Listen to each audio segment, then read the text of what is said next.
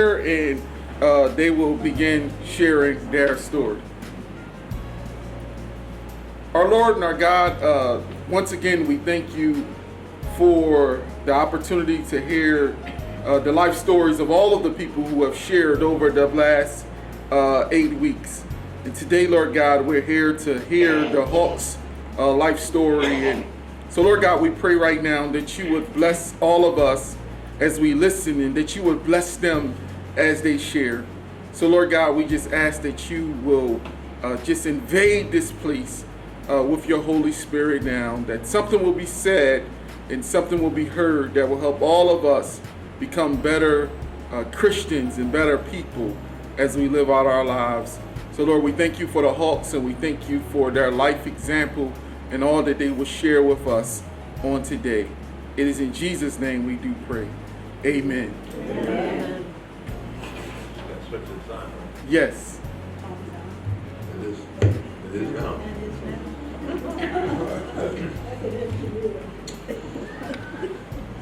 John Hawk, that's H-O-U-C-K. My great-great-great-grandfather married his first wife, Catherine McCann, on the 3rd of October, 1805 in Muskingum County, Ohio. They had 5 children.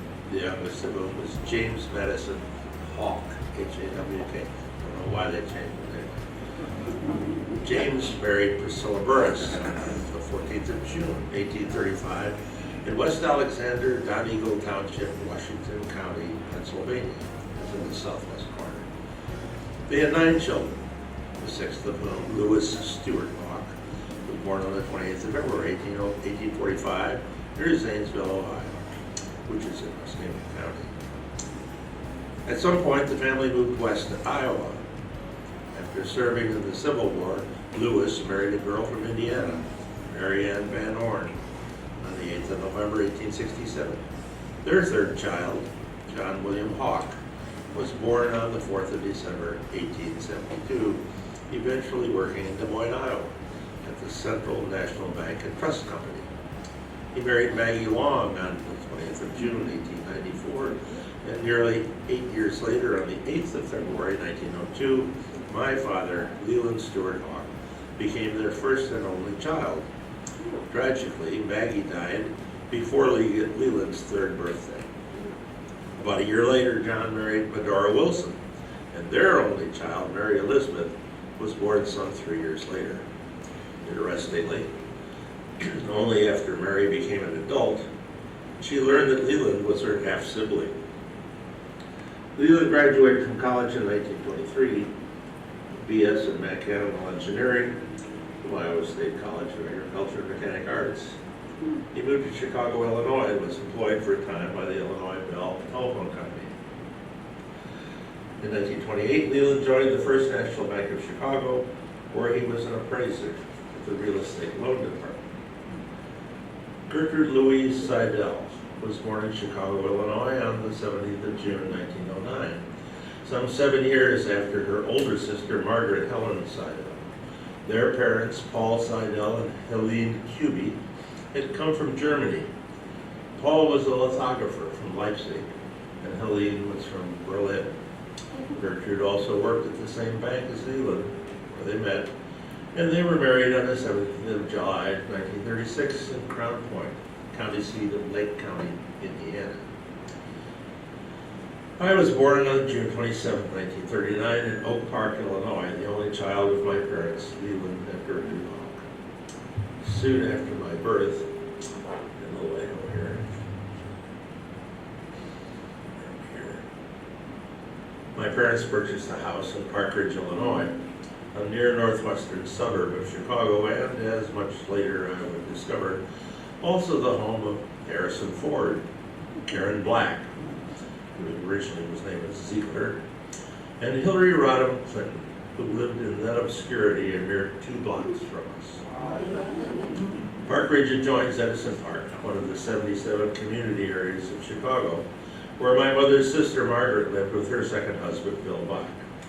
So, although I am an only child, I did have first cousins nearby, and all of us in this blended extended family celebrated many happy Thanksgiving and Christmas dinners together.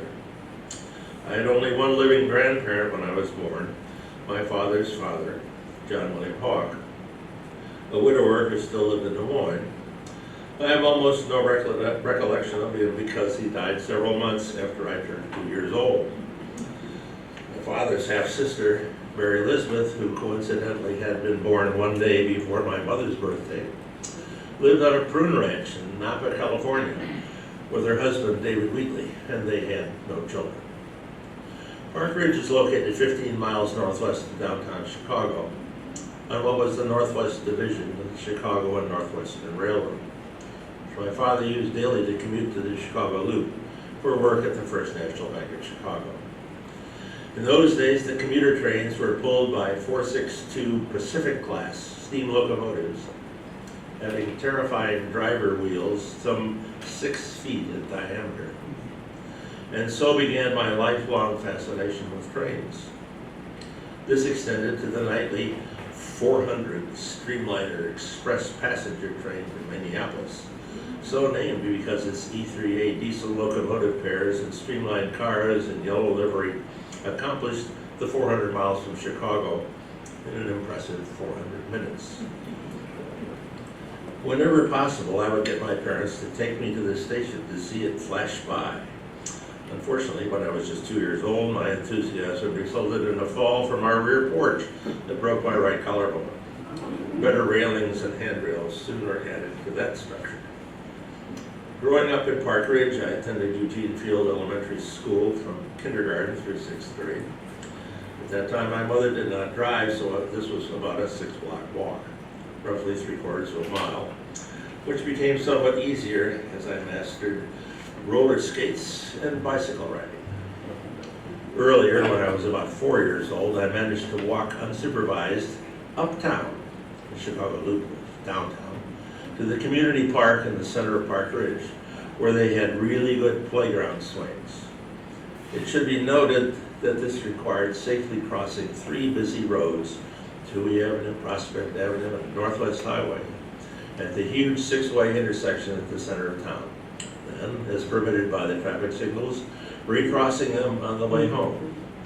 My distraught mother had no idea where I'd gone, only discovering the harrowing truth when I began talking about those wonderful swings. On a happier note, I remain in contact to this day with several of my kindergarten classmates.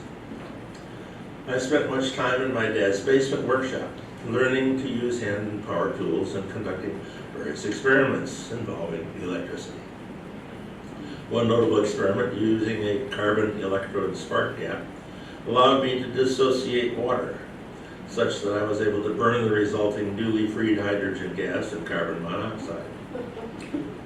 Another time, I stretched out a tempered steel window shade spring, supporting it from nails driven into our basement ceiling.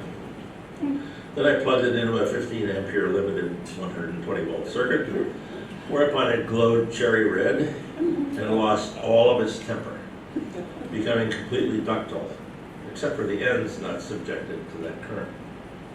But I was fascinated in particular by my erector metal toy construction set, and most especially with my Lionel trains.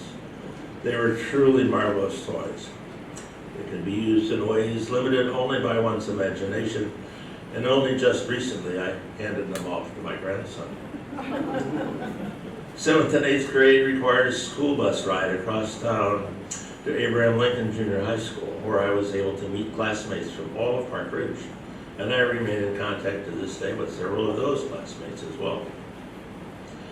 I became a classical music fan at an early age, and I had taken up playing the viola while I was still in elementary school. And for a time after 6th grade, I continued studying viola and playing in the local orchestra.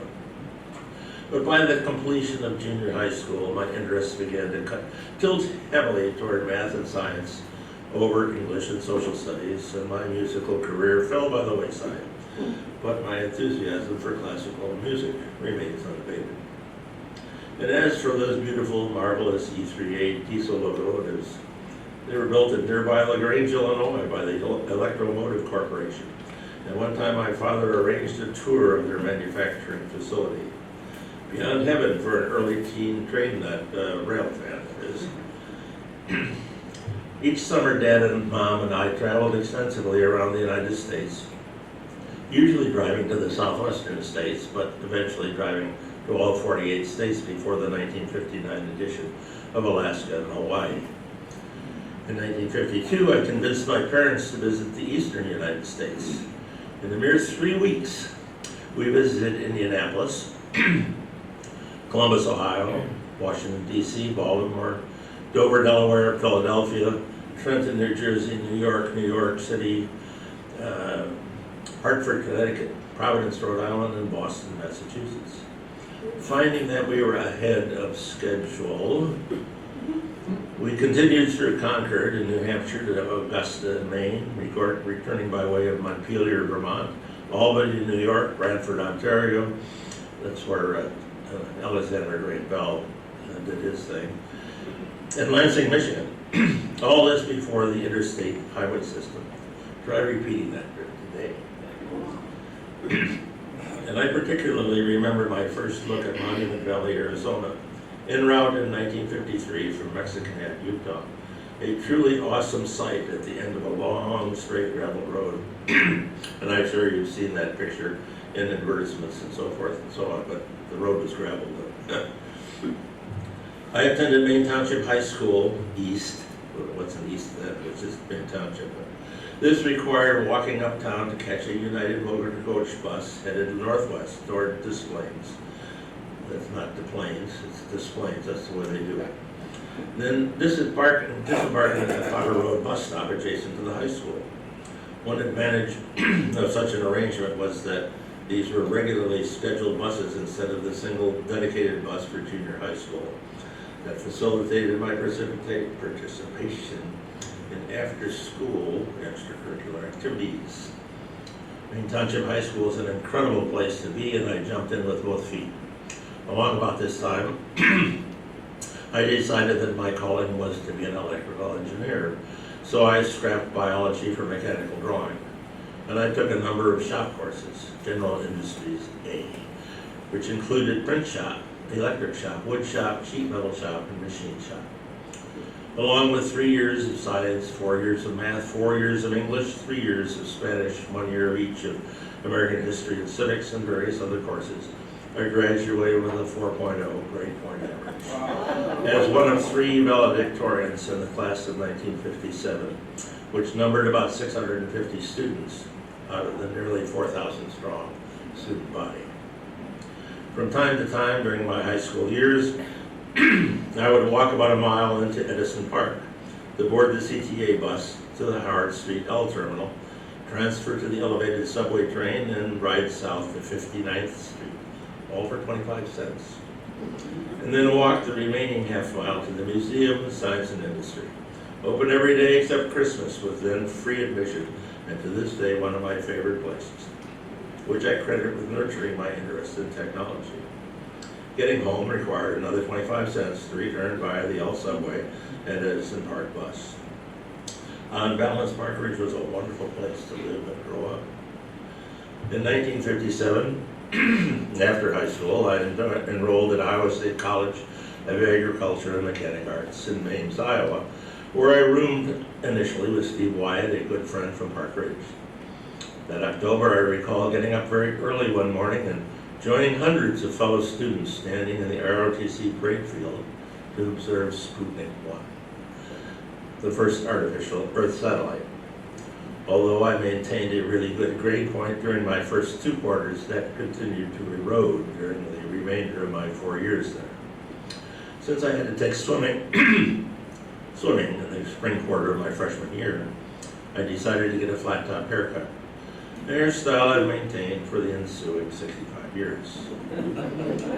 In 1958, the school celebrated its 100th anniversary and subsequently changed its name to Iowa State University of Science and Technology, from which I graduated on May 27, 1961 with both a Bachelor of Science degree in Electrical Engineering and a commission as a second lieutenant in the United States Army Reserve Signal Corps.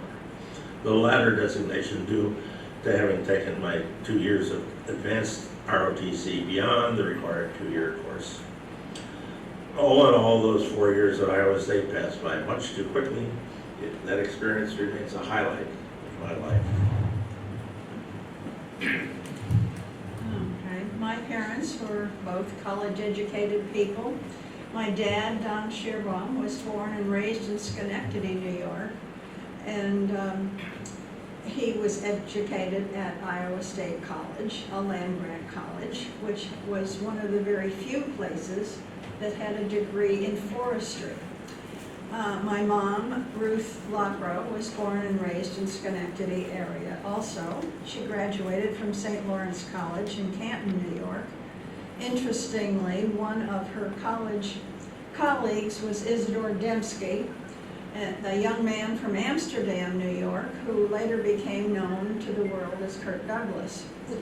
Mom and Dad were married in 1941, but their lives, along with the lives of many families in that generation, were interrupted by World War II. Dad was drafted and was sent to serve in India and Burma. I knew very little about what he did during that time. He never spoke about it. It was only when he was with other vets that he spoke about it. It wasn't really until after his death that I learned about his part in the war from one of his friends who spoke at his funeral.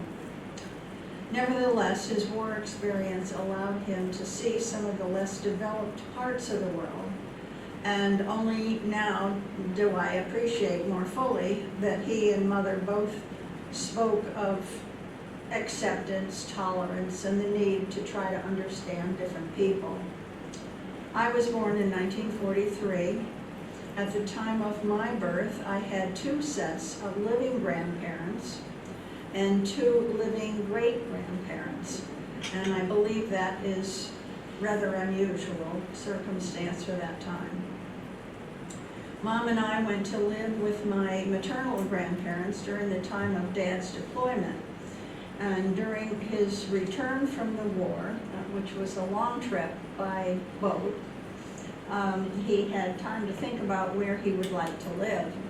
He decided that he'd like to own a little bit of this country that he had spent his time defending. Nevertheless, we stayed with my grandparents until sometime after his arrival home. Upon his arrival, he found that he could not. He had to get in line to purchase any home. Nothing was built during the war because of war needs.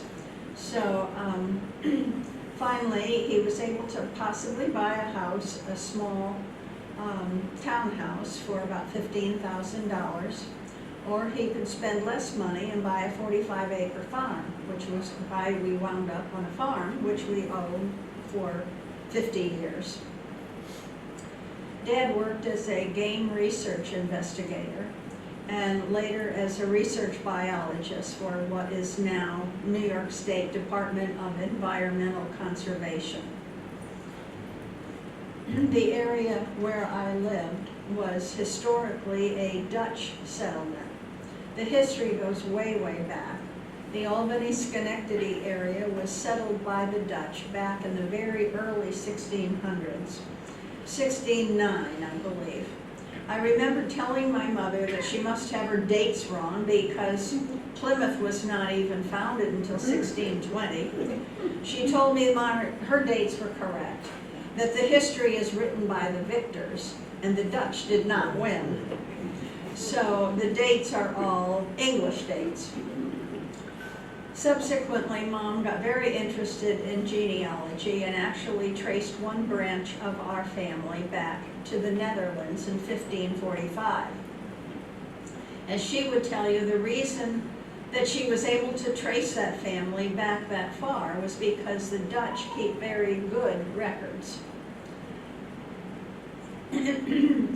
One of our sets of grandparents came to this country early, and in 1690 they lived in the Stockade area of Schenectady.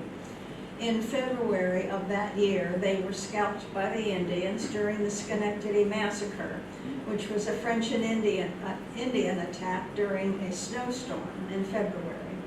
Interestingly, Lucille and Charles Barnum's daughter lived near the Stockade area in Schenectady when they were first married. The area where Mom and Dad were living in 1950 was more rural than the area that either Mom or Dad had lived previously. In fact, when I started school, I spent my kindergarten year in a church, and my first and second grade years in a garage made into a classroom. Finally, in my third and fourth grade year, our class attended the big school, which previously had served the entire kindergarten through 12th grade in that area. By the time I needed to go to 5th grade, the building situation had gotten a lot better, and my class was able to attend a new elementary school near Altamont, New York. But we were in that school only 1 year, and after that I went to the new senior high school in Guilderland Center. During high school, I met Kathy Noley. She and I became best friends, and we introduced our mothers to each other. Although at that time, most married women did not work outside of their homes, Mom had decided to go to work and teach school. The school was near us by then, and my brother was old enough to attend school. But women at that point usually devoted most of their time for their children and their community, and volunteered for many, many unpaid positions. Mom needed to pick up some classes at Albany College and signed up to take those college classes. Kathy's mom also needed to take classes, so they decided to drive together. Kathy and I would accompany our moms to the college campus and walk down to Albany Center to go shopping. Young girls liked to shop then also. And it was several miles from the college campus to the downtown area.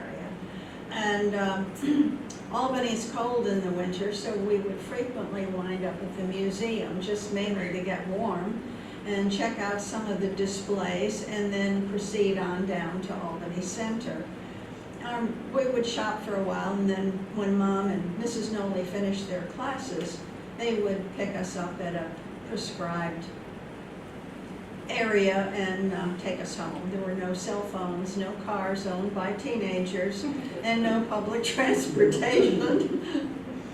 Kathy's younger sister, Tina, was a Down syndrome child, and as quite often is the case, she had a septal defect in her heart, and she was frequently sick because of that defect. And her parents felt that if that defect could be corrected, that the child would have a better chance at a normal life. Since the type of surgery was not done in the Albany area, they expanded their search and determined that the surgery could take place at Johns Hopkins Hospital in Baltimore.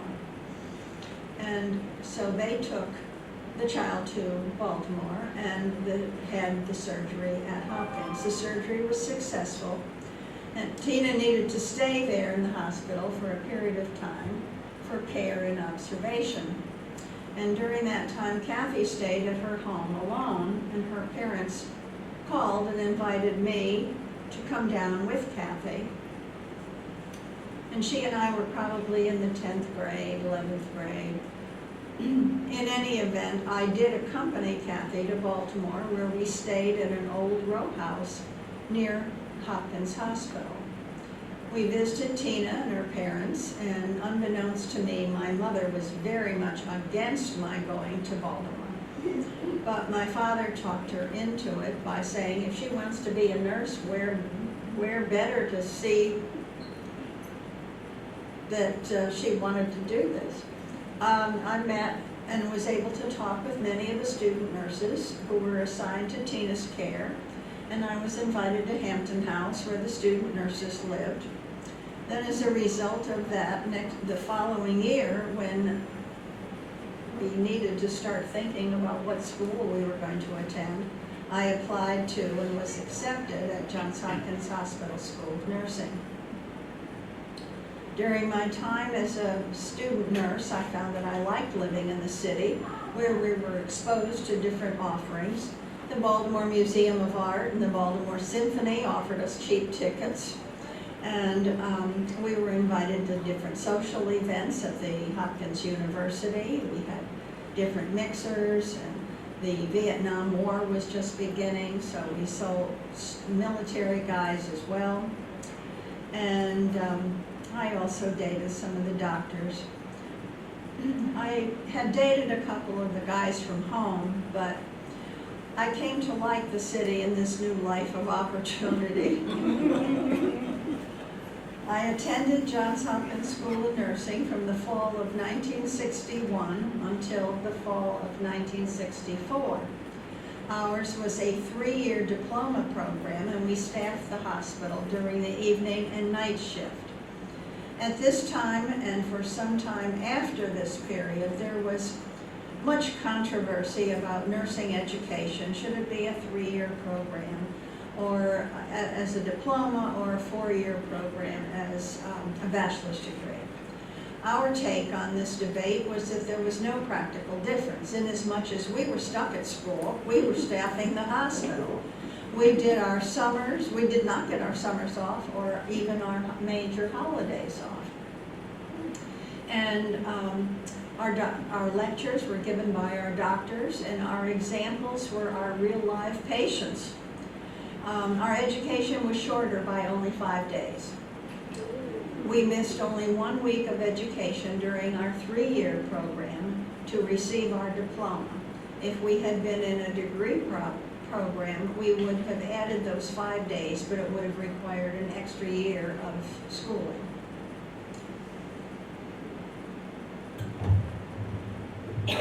Not long after graduation, I was hired by the Westinghouse Electric Corporation, reporting for work on July 3rd, 1961, in Pittsburgh, Pennsylvania, to participate in what was called their graduate student program. That program, designed to acquaint new hires with the variety of career opportunities within Westinghouse, began with a 3-week orientation at their education center on Ardmore Boulevard, not far from my rented room in the borough of Wilkinsburg. There followed temporary assignments at Westinghouse operations in Trafford, Pennsylvania, and Lima, Ohio. Following those assignments in October of 1961, I took military leave and reported for a 2-year period of active duty, extended from its original 6 months by reason of the creation of the Berlin Wall. In December 1961, after officers' basic training at Fort Gordon, Georgia, I was assigned to the Signal Missile Master Support Detachment, Fort George G. Meade, Maryland, reporting there on a very cold 31 December 1961. The ancient temporary officers' barracks was no match for the nighttime weather. The furnace blower failed, and on New Year's Day 1962, this very insecure second lieutenant made a personal visit to a Lieutenant Colonel Mumaw, the Fort Meade officer of the day, to complain about her discomfort. Fortunately, he turned out to be very understanding, and he made several phone calls designed to rearrange the posteriors of the responsible enlisted crew. We slept much more comfortably the following evening. My permanent BOQ, a relatively new cinder block building adjacent to the Officers Club, was very nice and my home for most of the next 2 years. The Signal Missile Master Support Detachment, then commanded by Lieutenant Colonel John Keenum, was tasked with supporting the 35th Artillery Brigade and its Martin AN/FSG-1 anti-aircraft defense system, better known as Missile Master. This was an electronic fire distribution center designed to computerize Cold War air defense command posts for automated command and control of Nike surface-to-air missile launch batteries. Its fire control logic used vacuum tubes, relays, and even early semiconductor circuitry to reduce the time required to designate the appropriate missile battery to launch an enemy target and intrude it into a defense area where an AN/FSG-1 system was deployed. Enlisted personnel in shifts permitting 24/7 operation operated various consoles located in the so-called Blue Room. one of which was the Friendly Protector console that, as the name implies, existed to prevent us from shooting down our own aircraft. One night, about 2 a.m., it became non-operational. One of the conditions that, one, resulted in the dreaded total downtime status for our missile master system, and two, particularly enraged the 35th Artillery Brigade Commanding General. We subsequently, and in short order, determined that each of the consoles contained unfused cigarette lighter circuitry, and more particularly that some board operator had broken his graphite pencil point in his lighter, thereby shorting out the power supply, which sort of melted in place. This resulted in our being asked to disable all such amenities. One notable benefit from my nearly 2 years at Fort Meade, however, was my prolonged acquaintance with and adjustment to the greater Baltimore, Washington area.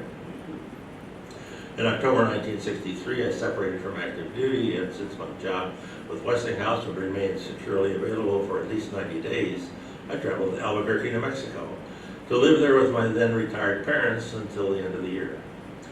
In early 1964, I returned to active employment at Westinghouse. After a month, I was transferred to Baltimore, Maryland, reporting there on February 1st, 1964, as an assistant engineer, and where I retired as a principal engineer exactly 38 years later on January 31st, 2002. I attended graduate school at the University of Maryland in College Park during my early Westinghouse career in Baltimore, studying for a master's degree in electrical engineering. I didn't complete, by the way. All but 1 month of my entire career at Westinghouse Northrop in Baltimore was served in the electro-optical section of the aerospace division, where I designed numerous state-of-the-art digital circuits, such as laser rangefinders, synchronizers, and various control circuitry. I really enjoyed being in such a cutting-edge environment. We got to work with the best mechanical engineers and draftsmen, as well as the most highly skilled technicians. By the time of my arrival in Baltimore, my limited social life was nearly non-existent. A few months after coming to Baltimore, in what can only be understood as divine intervention, one of my work associates mentioned that the Johns Hopkins School of Nursing was sponsoring a senior dance for which the school was recruiting male participation.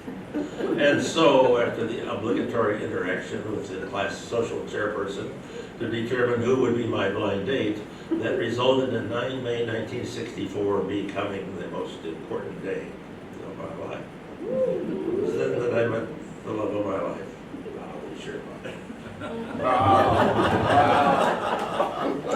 In my senior year at Johns Hopkins, we had a senior dance and I wanted to attend. The guy that I dated at home, to whom I technically was still engaged, said that he could not come down from Albany on that occasion. I told him not to worry about it, but I had no intention of sitting at home, an idle threat, because I had no date.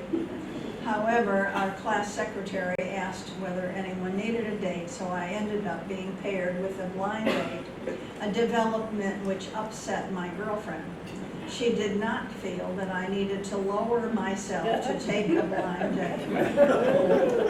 Well, that turned out to be the first time I met Tom. I had tried to meet him prior to the evening of the dance in order to check him out, but that did not work. Tom wasn't feeling well. One of my ideas had been to go to Europe after graduation to attend college in one of the University of Maryland campuses in Germany. I already told you that I did not want to go home, because my father nixed that suggestion over my dead body, he said. So when I graduated in late September 1964, I accepted a job with Johns Hopkins Hospital. My first job at Hopkins after graduation was on a surgical floor. This was quite different from today's surgical units. We had wards of 8 people each and very little anything in between beds.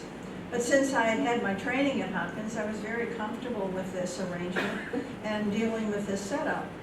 All of the patients could see you working with other patients, and as a result, were quite understanding of your time. one patient would get out of bed to help another, and one must realize that these people were sick, but they were not sick like people are today. So many things that were done in the hospital then were now treated at home and by family members or at a doctor's office, but at that point they were treated in the hospital. Other things as well in 1964 were different from today. No air conditioning, no cell phones, no private rooms except for people who were isolated due to severe infection or of people that were dying and probably had a private duty nurse. I continued to date Tom. He was a very nice guy and treated me well. After some 5 months, he proposed, and I accepted, and we were married in Guilderland Center, New York, in April of 1965. Yeah, thank you. Yes, well, we did marry less than a year later after meeting on April 24th, 1965 in the Reformed Protestant Dutch Church of the Helderbergs, located in her hometown of Guilderland Center, New York. We had received our premarital counseling here in Baltimore from Father Herman de Brandy at the Episcopal Church of Our Savior, located directly across from North Broadway from Johns Hopkins Hospital. Not there today, you can't find it. I should add that a good friend whom I worked with at Fort Meade, Fred Tayan, was my best man, and that Margie Mataleja, one of Donna's best friends and school of nursing classmate, was her maid of honor. And as she noted, about a year earlier, it was Margie who had told Donna that she didn't have to lure herself to go on that blind date. Fred and Margie met for the first time at our wedding, but did not immediately take a particular liking to one another. Nevertheless, in an ironic twist, Fred caught the garter at our wedding. Margie caught the bouquet. And since you can't make this stuff up, as they say, Fred and Margie were married within the year, and with 3 children, remain a couple to this day. After a short honeymoon trip to Florida, we settled in married life in Donna's apartment at 517 North Washington Street, about a block east of the Johns Hopkins Hospital, where Donna then worked. We lived there until 1st of April 1967, when we moved to the Rock Glen Apartments at 107 F Rock Glen Road in the Westgate neighborhood of Baltimore City, coincidentally only about 1.5 miles from our current address in the Charlestown Senior Living Community. I decided to go for my Bachelor's of Science in Nursing, since that had come to be considered the better education. So I applied to Johns Hopkins University to obtain my Bachelor's in Nursing. Inasmuch as their professors actually taught some of our courses at the hospital, the university would give me 66 credits toward my degree. However, I would be admitted to McCoy College, and my degree would come from McCoy College, not from Johns Hopkins University, since at the time, Johns Hopkins University was a male-only university. Because nurses are hired to staff a particular floor in the hospital, our work shifts must cover all 24 hours of the day. It became increasingly difficult to try to attend school and also to cover evening and night shifts at the hospital. Consequently, I quit and sought a better job as a nurse. That is how I came to work at Planned Parenthood in Baltimore City. I was placed in charge of a birth control study. I also worked with the infertility clinic. This was a time when Planned Parenthood did much more family planning, community education, and abortion was not on the menu at all. Meanwhile, I could guarantee that I would be off in time to take the bus to Johns Hopkins University for class. While working at my job, I mentioned to my colleagues that I would not be graduating from Johns Hopkins University, but instead from McCoy College, because most of my colleagues were members of CORE, that's the Congress of Racial Equality. They enthusiastically volunteered to protest for me, but I graciously declined their offer. However, prior to my graduation, Johns Hopkins did become a coeducational university. And in the event, I did receive my degree from Johns Hopkins University after all. One day in 1969, I came home from Westinghouse House to discover Donna in our bedroom on the telephone, sobbing to whomever it was on the other end of the line. I worriedly asked what was wrong, thinking that someone had died, to which she blurted out, "We're having twins." Somewhat relieved, attempting to be sympathetic, I said, "Is that all?" Whereupon she really began.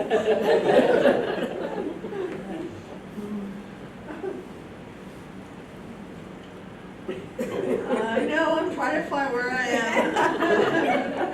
However, I was not able to attend my college graduation in person because on December in 1969, our twin daughters were born 4.5 weeks early. As they were too much for Tom to handle on his own, I had to settle for having my diploma mailed to me. At this point, we desperately needed to get out of our apartment and into a home of our own. Our twins were sleeping in a single crib and they were getting to be big children.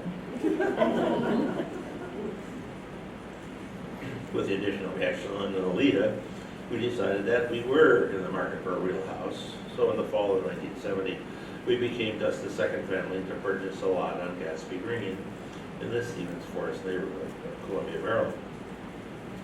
First people were Adela Anderson and Leonard. Wow.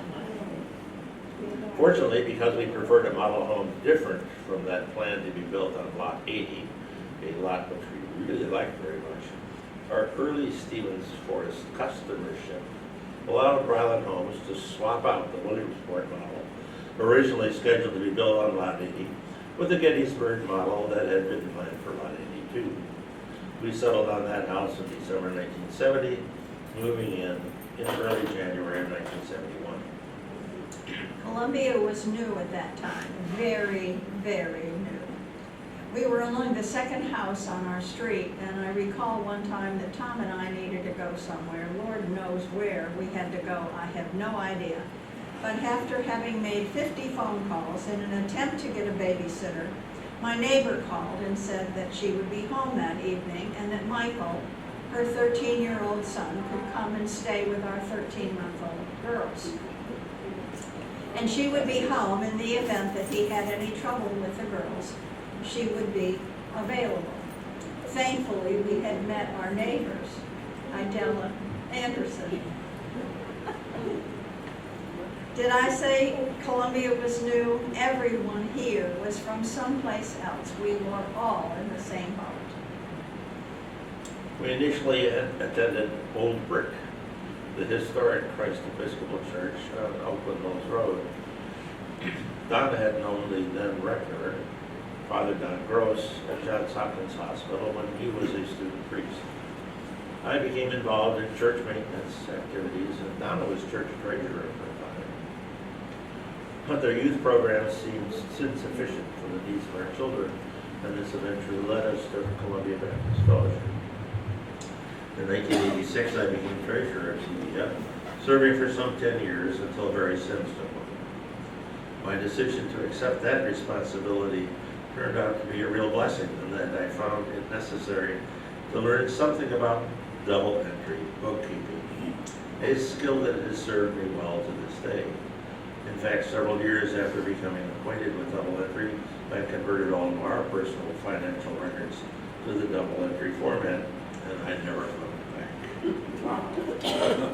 Tom and I joined this church of ours, because the denomination of my home church, the Dutch Reformed Church of America, did not exist here in Maryland.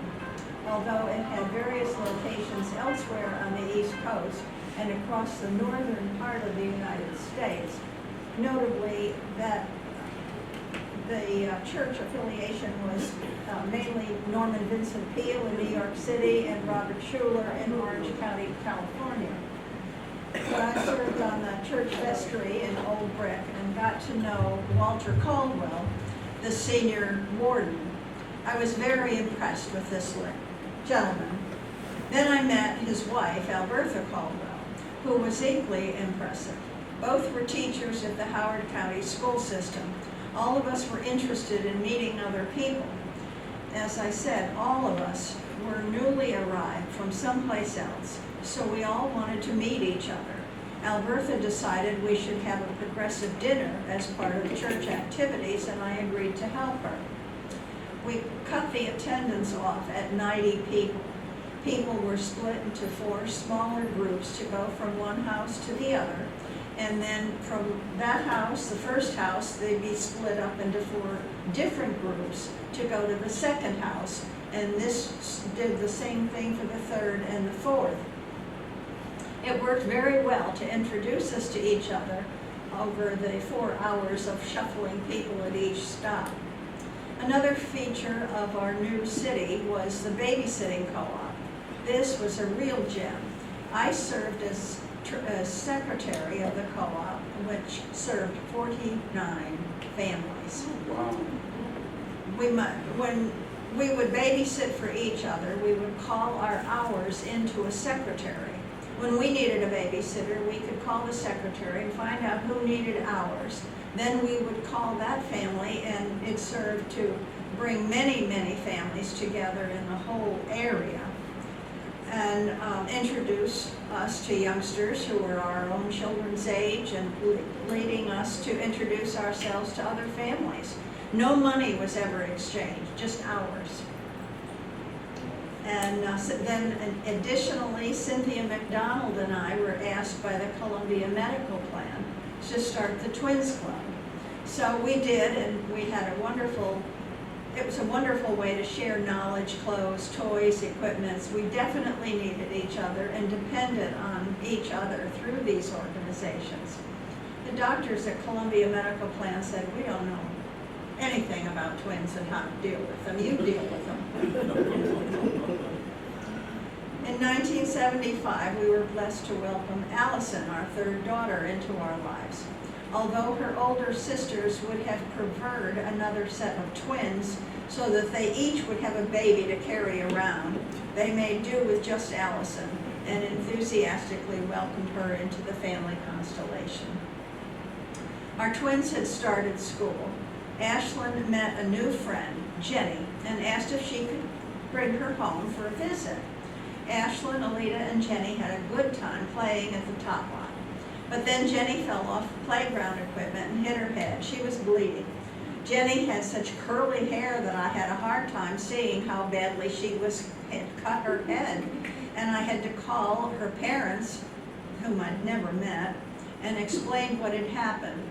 So in this way, I met Ed and Sue Robinson.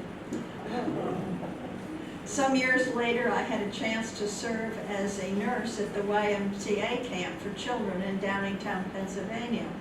Before camp was to begin, I had to go to Downingtown and set things up for the camp for about 100 campers. Allison was to go with me, but I still had to find babysitting for 2 little girls.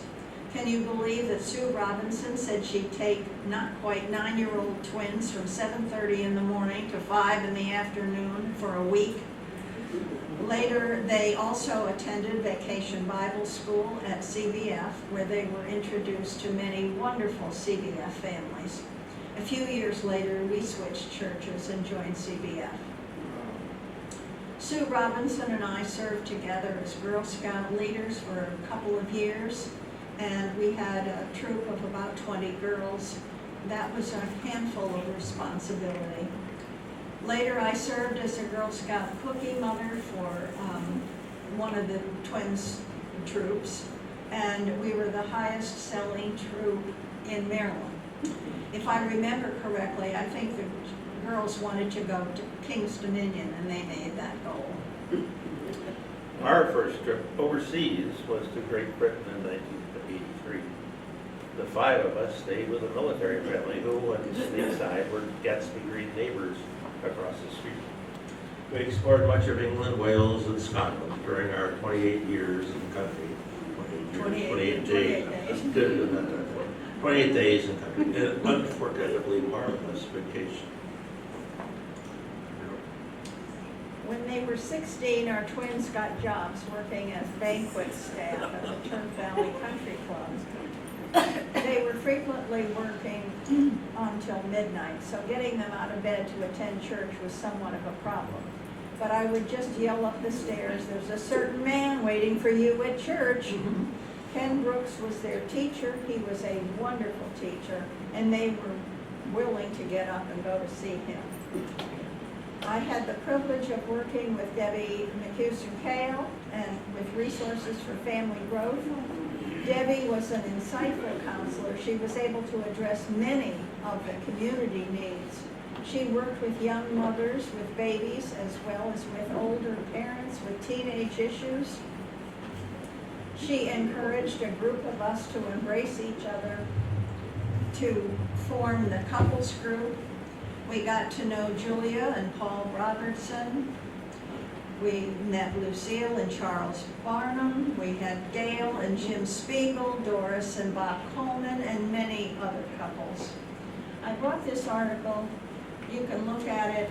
This is one of the real problems today about young mothers not having anybody to help them, and it's a critical need in this country right now. And that was one of the needs that Debbie addressed and had Mothers Club, and that was effective, very effective.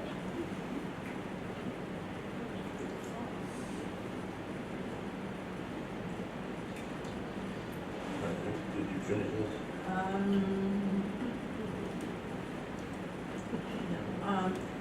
So the Lord certainly has provided a wonderful place here at CBF for people to have a community experience. We're able to share our problems, our needs, our experiences, and our friendships.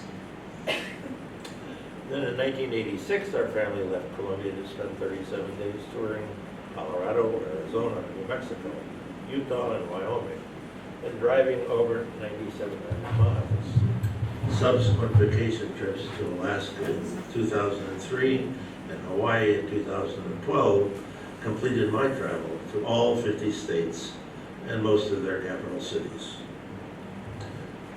Since we are not born knowing everything that we need to know during the entirety of our lives, where else is one going to be able to speak to other people for help in various life experiences? Churches typically have wonderful resources, including counselors, ministers, nurses, doctors, teachers, lawyers. Personally, I see some of the problems that we are facing today and really want to scream, go to church. Because people at church care about each other and care about your children, your job, but so many people seem to have walled themselves off in their life, and they're as if they're trying to do everything alone. I feel that they burden themselves unnecessarily. After our older girls graduated from high school, I felt that I needed to go back to work full-time and help pay for college. So I did, but that left Allison at home to prepare dinner. Since I was working 10-hour days and getting home at about 6 p.m., she was 13 at the time, and I worried she burned the house down, but she didn't. Thankfully, that never happened, and she has become quite a good cook. Ashlyn enrolled at Iowa State University, but promptly flunked out by the end of the first year. I should note that she had a boyfriend here in Maryland. Alita ended up going to Frostburg State, but in December she became very sick and was hospitalized just before Christmas, so she could not take her final exams. This is not the way that things are supposed to work out. However, Ashlyn came home, realized she'd made a mistake, studied for a year at Catonsville Community College, and then returned to Iowa State. However, Alita recovered from toxic shock syndrome and returned to Frostburg after having been unable to complete any of her courses. This is not the way things are supposed to start out. 1992 in January, my father had surgery for bladder cancer. I went home to be with him. Fortunately, he did fairly well with his post-op course and did not require chemo. But in February of the same year, I found out that I too had cancer and needed surgery. So I had to be out of work for a while. Unfortunately, I did require chemo. The medication made me very sick during this time, and I remain very thankful for my CBF family, who fed us for about 10 days. Mary Day called me and volunteered to take me to the hospital if I needed her to. I certainly did not want to take her away from school, but I knew that she would have helped me if I needed her to do so. Friends are wonderful. Some events in life make one realize you need each other. Our youngest daughter had to go prom shopping alone. Carol Batsey got her ready for prom, got her out of the house, got her back in the house. I was very glad to have Tom there with me during this episode in our life because it wasn't fun. I know that if things got worse and the inevitable happened, that my family would be okay. The girls were old enough, Tom was capable, but I had to trust God for a good outcome. And life goes on. Ashlyn graduated from ISU and headed home. However, she found that she really needed more education to do what she wanted to do. So she applied to Westchester University and began classes in Westchester, Pennsylvania to get her master's in speech pathology. Alita was not very happy with the school and wanted out, but still did not really know what she wanted to do. She was working with one of our Columbia doctors, and he suggested to her that she was very good with his patients, and asked her if she had ever considered nursing as a career. So back to school, this time to Florida to get her preliminary nurses training, anatomy, physiology, pharmacology, the usual classes. Upon completion of her classes, she and a friend sought admission at York College in Pennsylvania. This proved to be a winner, and she graduated 2 years later with her Bachelor's of Science in Nursing degree. She had some difficulty with the Maryland nurses exam because it was done on the computer and she had not that much experience with that. But she got her first job as a registered nurse at Johns Hopkins Hospital. Meanwhile, Allison enrolled at Iowa State University. She informed us that she would not, and I quote, be doing what her sisters had done. And in truth, she did not have such a rocky road. She took her classes and worked part-time as a bus driver. She got her CDL license and told us that she had gotten her job because she was a minority. I asked her what kind of a minority she was, and she says, I'm a woman.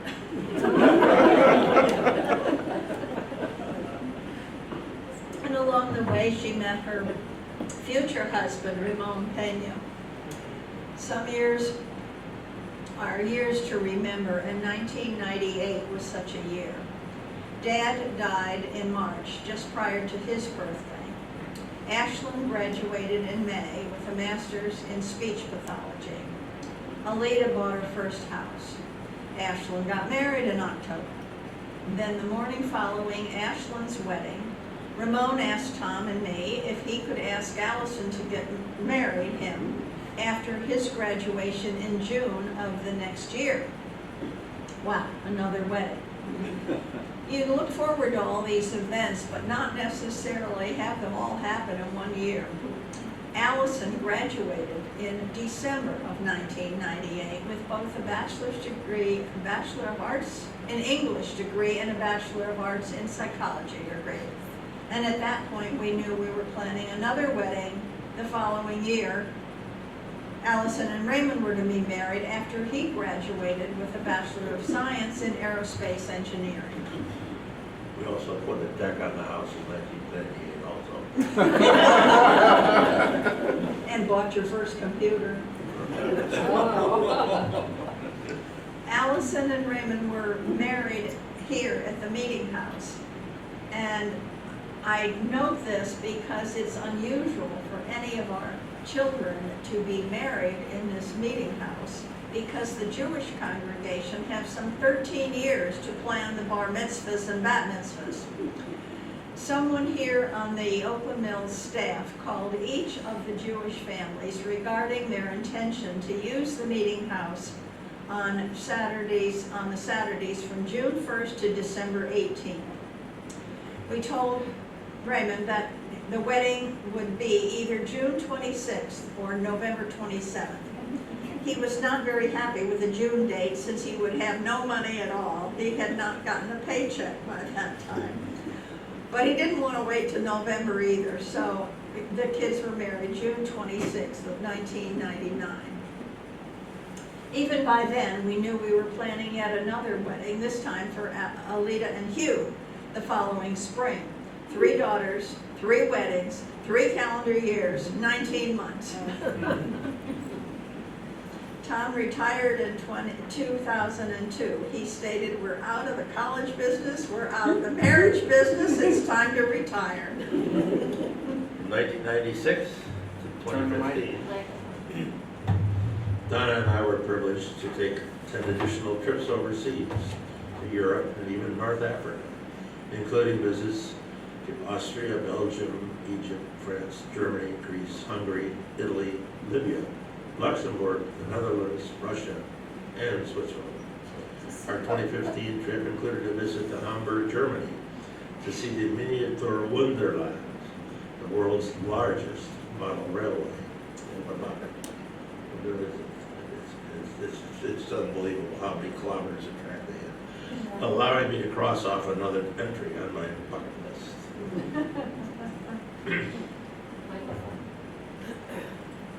With parents mostly working full-time these days, Tom and I have been involved in the care of our grandchildren to a much greater extent than our parents were involved with our children, especially during the summer.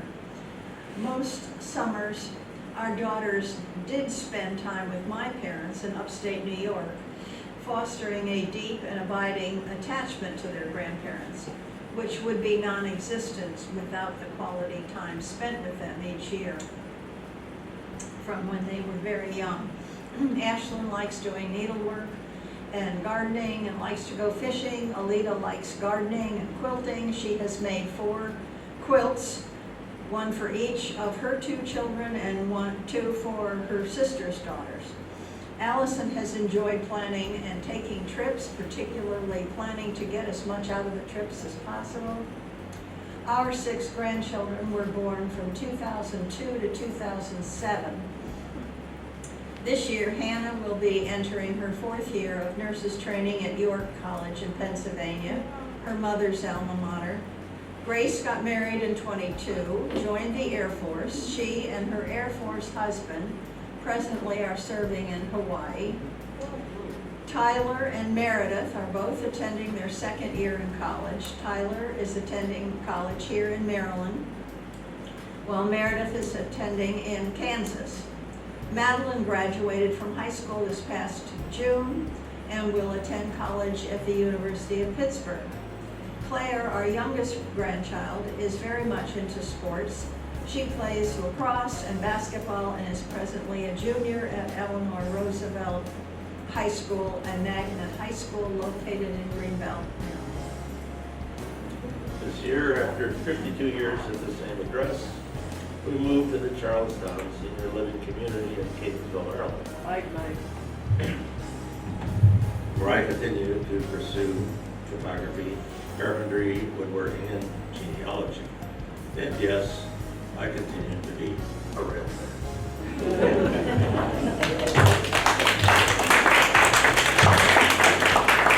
If anybody's interested, some of this, I know you all have done a lot of genealogical stuff. This one is a book written by Roman, and it's about this 1690 massacre between of Schenectady, the one of the stockade area of the sale that I talked about, where 2 of our grandparents were scalped by the Indians and were killed. Their children were taken off. 2 of their children were taken off to Canada and became by the Indians, and they were became proficient in the Indian language and came back to this area and served as interpreters. Do anybody have any questions? It's a lot of good information. How do you remember all those? They were significant. We lived it. I lived my life too, but I don't remember dates. Well, you know, some of them you have to look up, but others you don't. I was We got, impressed. we got a question on the floor. Yeah, well, how did you get your information back in the 1600s? Mary, this book is another one of the first settlers of Schenectady, Okay. starting 1662. You remember, it's a Dutch community. Right. The Dutch keep very, very good records. You're welcome to look at any of these, and that's why I know that the one child that the parents were scalped by the Indians, they were 60 years old. And, you know, there's a poem written about it. I mean, it's like anything else. If we had that type of event happen, even in Colombia, you'd have some record of it. And so, as I said, this one, if you're interested, you can read about the whole thing, and then you can see where some of the, you know, next generation. This is Schenectady from 1662 to 1800. But they kept records where our records, even now, where did we start with names? Our first census records were... The first census that was worth anything in terms of getting some definitive information was 1850. And prior to that, it was No, Mary and Bob and 2 children. But you never had the names of 2 children prior to the 1850s. And so, you know, then you'd have to wait until their children were adults to have any names recorded. and then in my case, we have information that suggests that some of the family, John Hawk, for example, somehow started out in New Jersey. At least his son, James Madison, said as much in the 1850 census. But as you probably know, a lot of the New Jersey records went up in smoke when the Brits were over here for the 1812 war. So The other thing is, you know, we're pretty sure that the reason the name was changed is because they were illiterate. John Hawk was illiterate, but we've actually had his will in our hands. Where he wrote it out. 1842. but his children signed with an X, and then somebody else wrote in their name. So Hawk became Hawk. Wow. Any other questions, comments, concerns? I have a question. You mentioned that you were, before this dance, that you was engaged. Now, in your story time, I did not hear how you ditched that other fella. Was it mentioned, or did I miss that? No, that was not detailed. Skip right over. I told him I didn't want to be engaged. I handed him the ring back, and he kept throwing it into the suitcase. We'll talk about this when you get home. I was not going home. This is a good example of you snooze, you lose.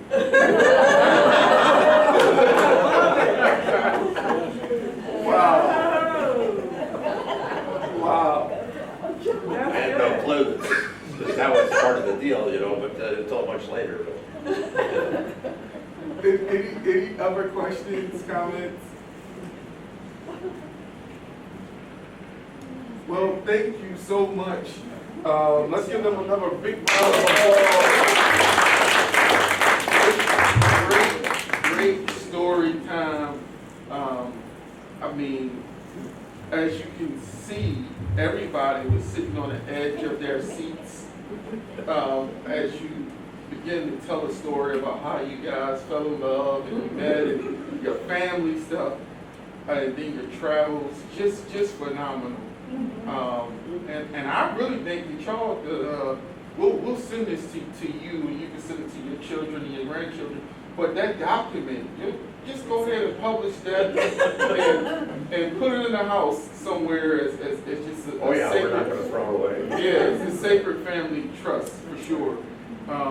Thank you so much. Let's get over another round of applause.